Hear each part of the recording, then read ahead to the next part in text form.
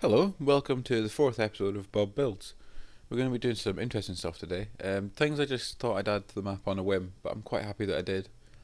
The first thing is this huge cavern. So what I did, seeing as this map is made from scratch, I spent ages just going nuts with TNT and just basically digging out a cavern with TNT. All this was sandstone, then I used a map editor to change it to stone.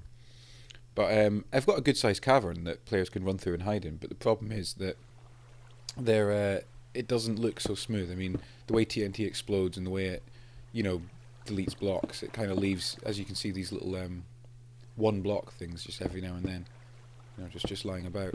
So what I did was I just lit up the place with some glowstone and just went round and just manually kind of, filled in some holes, deleted some odd little bits, and it's a subtle difference, but I think it was worth it.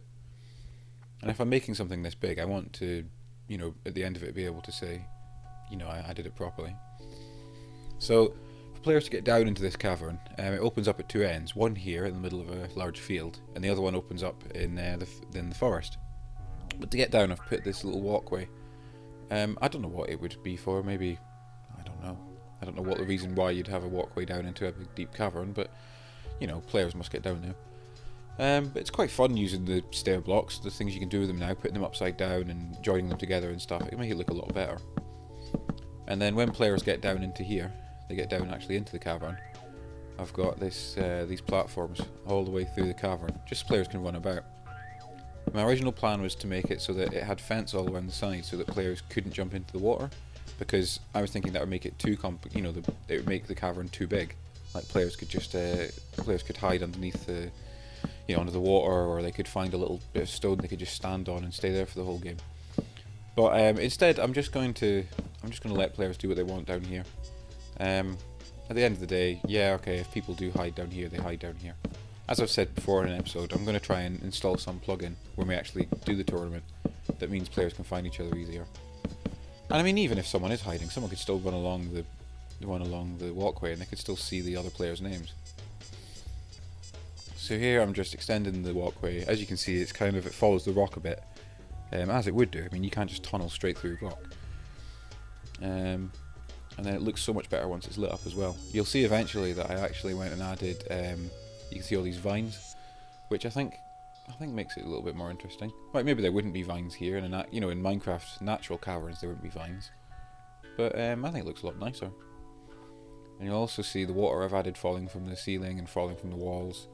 And then along here, where there was like a large kind of pool, what I've done is I've added, well, you'll see, quite a nice little almost hidden bit here. So again, I just chiseled out this cavern using TNT and built this, and that's an entrance to, well, I'm not going to talk about that place just now. I think I'm going to keep it secret for a while, but that's going to be quite a large part of the map, which I hadn't planned on doing, but I'm definitely going to do now. And then, so yeah, players can they might not ever find that entrance, they might just be exploring and just get lost down there. And then, as you can see, we've got the stairways back out again, and you'll see where the entrance to this one is. So within viewing distance of the dam, it's just a hole in the ground. So something else I did, this is completely removed from the cavern. This is back in the forest, which I thought the forest was lacking a bit of detail. It lacked anything interesting for players to find in the forest. So this is going to be like a sawmill, which I've put just on the outskirts where the trees tend to end. I had quite fun making this, using loads of different types of wood, making it look nice. I've never built anything like this before, I don't really know what it would look like, but well, that's the fun of Minecraft, you just play about and see what you come up with. So you can then see here that what I tried to make was, my idea of sawmills, if it was like an old sawmill, I think they'd have like a steam engine or something, like a wheel and pulleys and things to work the saw. So that's what this is meant to be. I don't know if it looks like that, or maybe it just does to me, but I'm quite glad I made it, and it just makes it a little bit more interesting, just instead of basically a house with a crafting bench in it.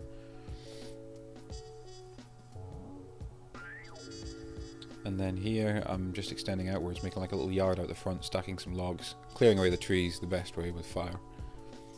Dotting about a few trees, so it cut down trees, so it actually looks like it would around a sawmill.